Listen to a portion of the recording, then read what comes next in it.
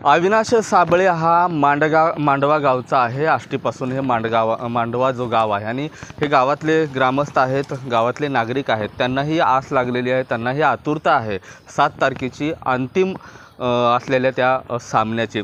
आता अविनाश जो आहे तो देशासाठी सुवर्ण पदक घेईलच असा जो विश्वास आहे इथले ग्रामस्थ बोलताना आपल्याला पाहायला मिळतं। त्याचे काही मित्र आहेत अविनाशचे। किती दिवसापासून तुमचं मित्रत्व आहे? मी लहानपणीपासून त्याचा मित्र आहे।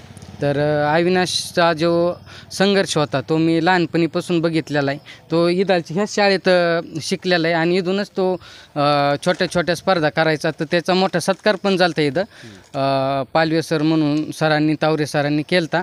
आणि त्याच्याबद्दल सांगायचं असं की 7 तारखेला जो सामना आहे त्यामध्ये तो बाजी मारणारच आहे आणि तो भारताचं आणि महाराष्ट्राचं आणि त्यात मांडव्याचं नाव रोशन करणाऱ्यानं अगोदर पण केलं आहे। आणि त्याच्याबद्दल मी खरंच आणि माझं कुटुंब त्यांच्या सहभागी आहे आणि मांडवा गाव पण सहभागी। काय भावना आहेत तेवढ्या दूरवरती तो आता अंतिम सामना खेळताना आपल्याला पाहायला मिळतो?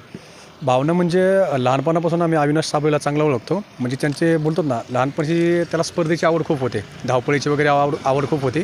पण त्यांच्या आयुष्याला जी कलाटणी भेटली ना ते आमचे इथलचे एक शिक्षक होते, कुंडलिक आपले वडते सर म्हणून। सो त्यांनी त्यांना खूप सुरुवातीला मार्गदर्शन केलं आणि आज महाराष्ट्रात नाही तर अख्ख्या जगामध्ये आज तो नाव गाजवतं आहे। आणि आम्हालाच नाही पण पूर्ण आपल्या भारताला एक आतुरता आहे की 7 तारखेची जे ऑलिम्पिक होणार आहे की ती स्पर्धा होणार आहे की त्याच्यामध्ये अविनाश एक चांगल्या प्रकारे कामगिरी करू शकतो। काय भावना असतील? काही फोन वगैरे व्हायचं गावाकडे आल्यानंतर? कधी भेट व्हायची? काय भावना व्हायच्या तुमच्या आणि अविनाशच्या? बसायचो, इथं बसायचो आम्ही त्या चौकामध्ये। पहिले शाळा तिथं असायची आमची, तिथं टोल वाजायचा त्या टायमाला, इथं प्रार्थना व्हायच्या त्या टायमाला आम्ही संघच असायचो। आणि त्याच्यानंतर वरते सर जे म्हणत होते तिथे त्या टायमाला इथं ग्राउंड होतं पलीकडं, त्यामध्ये खो खो कबड्डी सगळे तेच घेत होते। त्या टायमाला ते माझ्या मोरं बॅचनी 2 ते 3 बॅचनी मोरं होता। आम्ही त्याच्या पाठीमागं म्हणजे त्याचा जे सराव आम्ही पाहत होतो त्यात आम्हाला उत्सुकता होते भरपूर। तर त्या टायमाला वरते सर होते त्या टायमाला खूप म्हणजे असं आम्हाला दरवदन वाटलं होतं की ते एकदा हे पण झालते, म्हणजे त्यांना काढायचं पण होतं। त्या टायमाला आम्ही अविनाश साबळे हे सगळे होते त्या टायमाला। सरांना त्या परत रिटर्न बोलवलं, परत त्यांच्यापासून ते खेळा अविनाश साबळे बाहेर राष्ट्रीयमध्ये गेलता त्या टायमाला पण पहिला नंबर आणला होता त्या टायमाला। सुवर्ण पदक घेईल? हो घेईल तो, काहीच अडचण नाही, कन्फर्म घेणार आहे। काय भावना आहेत आणि काय शुभेच्छा राहतील अविनाशसाठी एक ग्रामस्थ म्हणून, मतदारसंघातला व्यक्ती म्हणून? अविनाश 7 तारखेच्या फायनलमध्ये आपल्या भारताचं नाव उज्ज्वल करीन आणि केलं पाहिजे अशा मी या मतदारसंघाच्या वतीने मी त्याला शुभेच्छा देतो।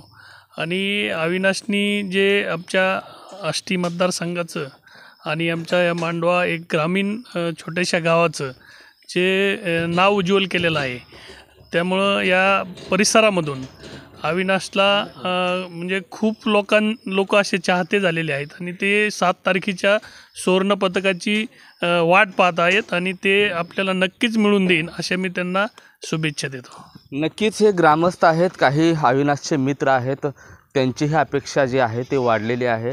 अविनाश जो आहे गावचंच नाही, राज्याचं नाही तर देशाचं जागतिक पातळीवरचं जे नाव आहे ते नाव पुन्हा एकदा सन्मानाने घेऊन येणार आहे आणि सुवर्णपदक जो आहे तो हमखास तो घेऊनच येईल असा जो विश्वास आहे तो आता इथल्या ग्रामस्थांनी त्याच्या मित्रांनी व्यक्त केलेली आहे। आपल्यालाही आता 7 तारखेच्या अविनाशच्या कामगिरीची आणि सुवर्णपदकाची वाट पाहावी लागणार आहे।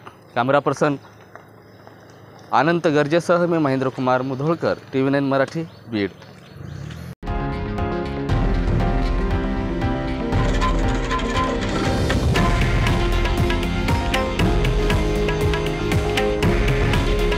हे आहे देशातील नंबर 1 न्यूज नेटवर्क आणि आपण पाहत आहात TV9 मराठी।